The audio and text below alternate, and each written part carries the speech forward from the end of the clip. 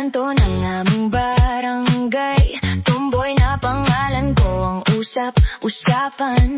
Sa laklakan na tapang, bawat tingin ko ay nakakatusok. Cargo pants, putik pa sa paanan. Di ako umiiwas pag nagkakailangan. Kung may istorbo, diretso nila lapitan.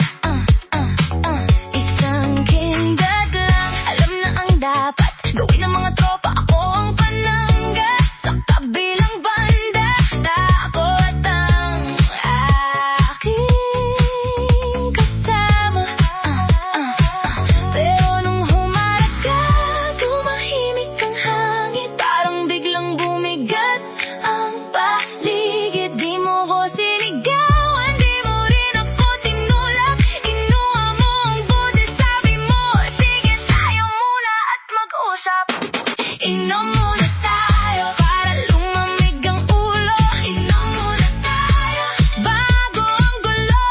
Inom muna tayo, tapos nagkatinginan tayo. Sa dulo ng gabi, ikaw lang at ako. Ikaw lang at ako.